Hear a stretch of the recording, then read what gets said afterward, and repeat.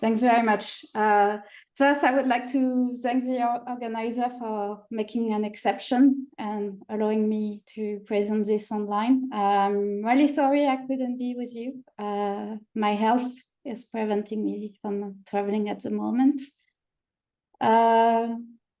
Also, I apologize in advance for those who might have already seen this talk, because of my health, I'm working part-time, so things are moving a bit slower for me. Without further details, I'm going to talk about how you can do cosmology with profiles, and in particular, the example of multiple halo sparsities. And it is work we did mostly in 2022 with those, all the people listed here in alphabetical order. So just to make sure everyone is on the same page, once you've, some of it has already mentioned by Anton, but especially the shape of the profile, but once we are basically what you rescale in the proper units, you realize that density profiles fall onto each other, so they are basically self-similar, but the exact shape, which can be quantified as, for instance,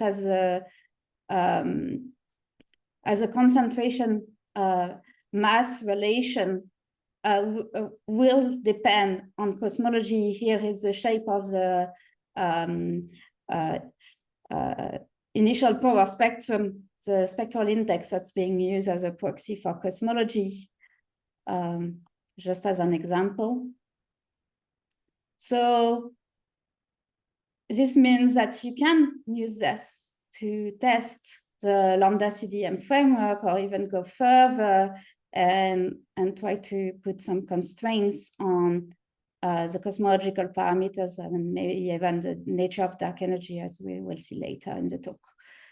But there is still, even now, even though this plot is from 2016, this controversy about the shape of the mass concentration relation still exists, whether it keeps on being a polar law, decreasing polar law with mass, or whether at high masses it goes up, and the higher the redshift, the lower the mass at which these shapes start going up.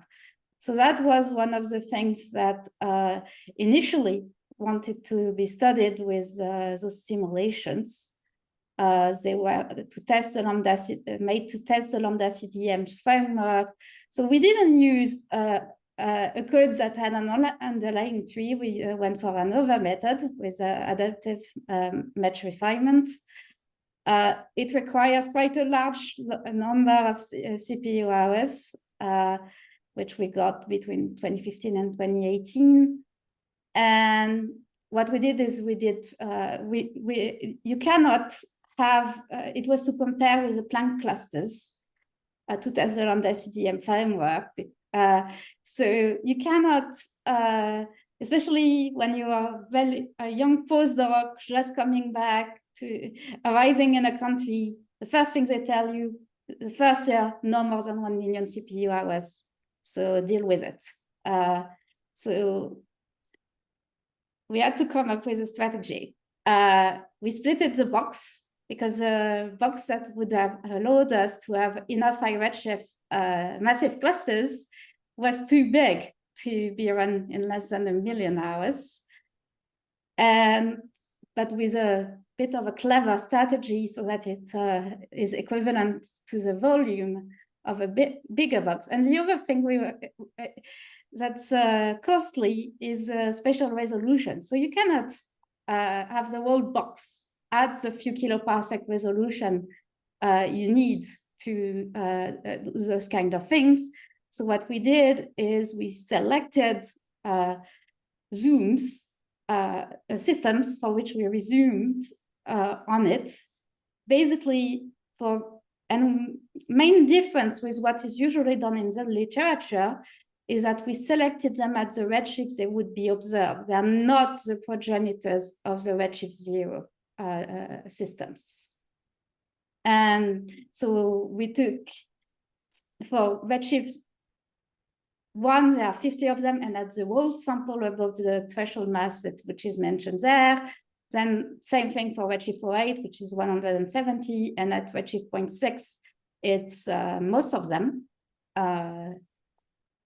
And then we had to, for redshift 0, where you cannot really compare with observation, but we wanted to have a redshift 0 sample to compare with the literature on simulations.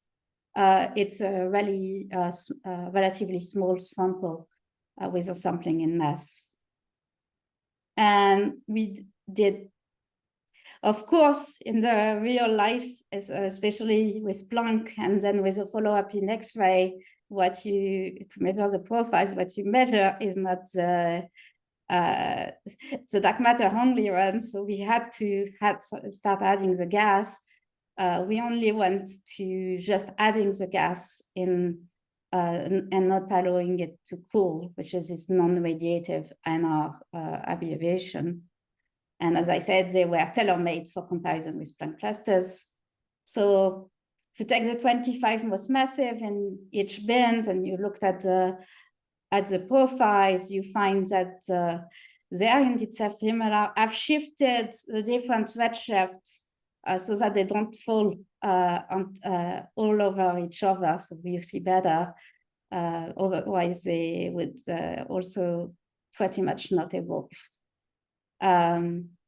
And what you see is that if you look at the difference between the dashed line, which is the resolution of the mother simulation where the zooms were selected, and the dotted line, you see that you gain more than a factor of 5 in spatial resolution, which is crucial to compare to observation.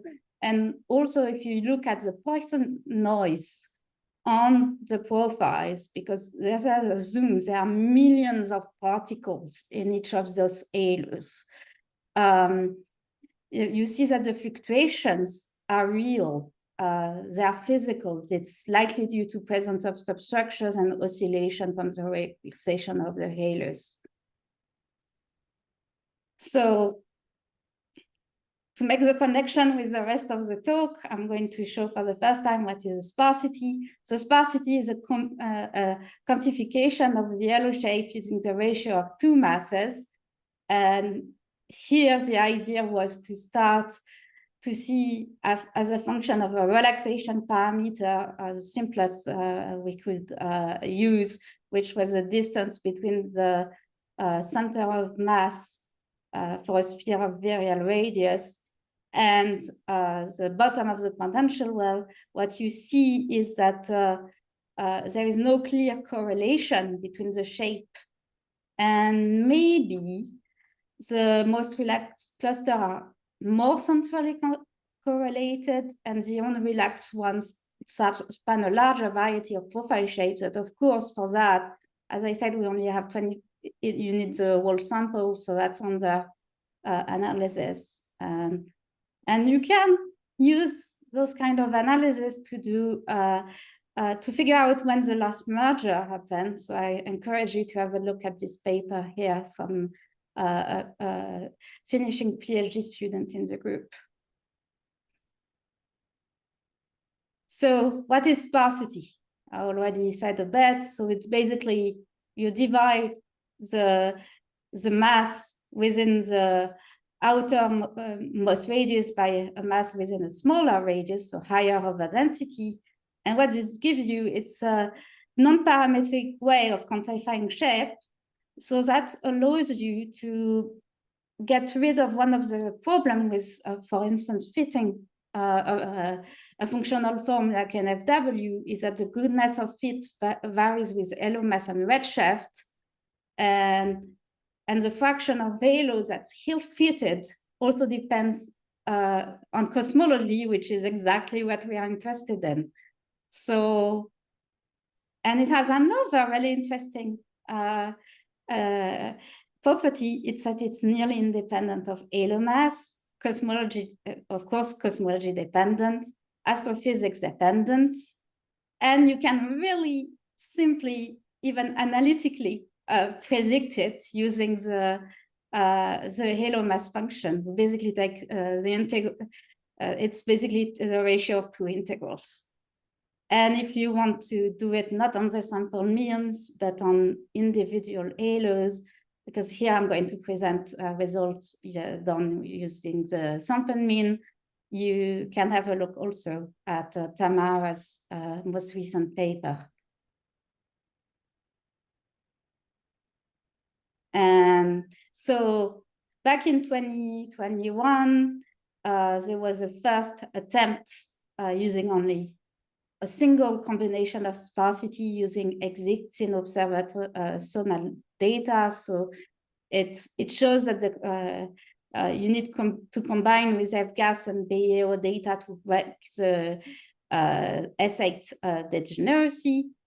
But soon we will have relatively large sample with simultaneous X-ray and lensing masses such as Checksmate, which I'm going to show predictions for soon, which will allow for improved constraints. And we started to wonder if we can improve things further by using several of these. So here I'm showing you that the predictions that you get from the halo mass function you fit from the simulation, actually, which is the lines, which are the lines, agrees really well with what you actually measure in the simulations. That means you can do cosmology with it. You can write likelihood code. You can run MCMCs. You don't have to go, for instance, for likelihood-free inference, at least for the moment. So if we want this to work, we need to have a look at the correlations between those sparsities. Because if all those correlations are 1, we're basically going to gain, or close to 1, we're basically going to gain nothing. And what we saw is that they increase with decreasing redshift. And this is a direct consequence of the mass assembly process of halos, which grow from the inside out. As they assemble their mass over cosmic time, the mass distribution within different mass shells becomes increasingly correlated. And also the correlations are smaller for sparsity that sample with further away shells that are larger separations. So we, which is not the case.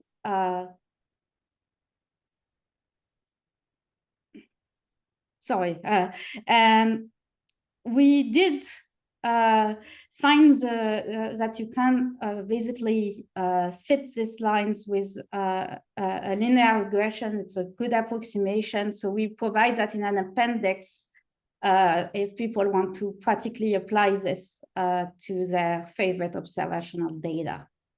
And we use 2 sets of simulation. Here I'm only showing the ones that I showed you at the beginning of the talks, which were the simulation I produced during my first postdocs. We also use the Regal that was produced by the team at LUT, which I joined in 2020.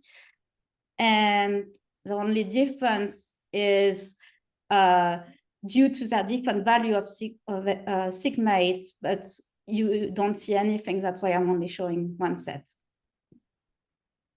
In contrast, if you model those halos with an NFW profile, so what I did is I took the density profiles of each individual halo in the simulations. I fitted an NFW profile, and from that, I predicted the masses at the over densities, and we computed the correlation between the different sparsity in exactly the same way. And what you see is that basically all the information is fully encoded in the overall halo mass and concentration parameter, which is not a surprise. And It's only the fact that it's not all of them equal to 1 is basically because there is scatter in this in the concentration mass relation. And this is due to the one-to-one relation between halo sparsity and concentration. So that means that single sparsity estimate will carry all the information on mass profile. And basically, we wouldn't be able to gain anything by using several sparsities. So what if we use the real sparsities? So we took 4 over densities. If you do the number of possible combinations of ratios, that gives you that you can have up to 6 of them. We accounted for correlations. So we took the one, every time we added a sparsity, we added the one with the smallest correlation, and so on and so forth. And what we ran an MCMC analysis that gives you those contours. They are all centered on the fiducial value of the simulation. So we are able to recover the cosmology of the simulation really well. But we found, especially if you look at the inset, that the error on sigma 8 saturates at 4. Which is probably not surprising given that we're using 4 over densities. And the other really important thing is that you're breaking some of the SA degeneracy by doing this, by using those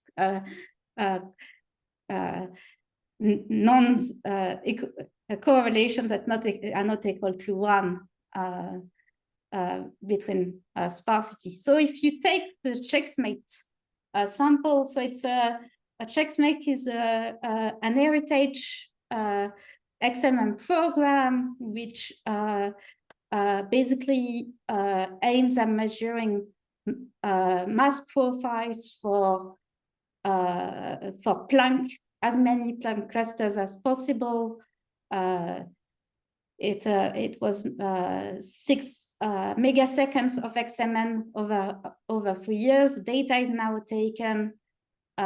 Soon you will have the first few papers are starting to come out. So if you look at the distribution of clusters, it looks like this. We can also, if we start, of course, the masses are not measured based on the dark matter directly. So we need to assume some bias on the sparsities due to the hydrostatic bias and to the baryonic effect. So we took some values that seem realistic to us given the literature. And what we got is that we make a synthetic checkmate sample, computed as a mean sparsity for the difference over density as a function of redshifts with 0 bars. And then we run the MCMCs in different configurations. So what I want you to focus on is a dashed dark green line. So it shows the 1 sigma and 2 sigma contours, and the dash purple one. So that takes into account the most errors. So it's a difference between using only 1 sparsity and using 4 of them. And you see that you break indeed even with relatively few clusters and relatively low precision on the mass compared to what we will have with future experiments, such as, for instance, Euclid. You can start breaking some of the ESH degeneracy. So if there are anything I want you to take home is that the sparsities are not highly correlated. So that means there is more information in density profiles than just what is contained in an NFW fit. So also that means there is more cosmological information there. And you can exploit it if you use several of them. Of course, that doesn't work if you assume NFW profile, the NFW profile to compute your masses, as is often done in observation. So because it seems to perform a strong compression that misses some of the cosmological information that is in those profiles. If you take only 4 over density, it saturates beyond 4 sparsities. If you start taking more, it will probably, you can probably go further. But then you have, instead of 6 possible combinations, you start having hundreds, if not 1,000 millions of them. We did the combinatory, and for the moment, we haven't had the courage to do it. And therefore, we strongly encourage the development of methodology capable of providing us with independent mass estimate at different over density, free of profile shape assumptions. Some of them are starting to be developed. And with that, I thank you, and I will leave you with conclusions again.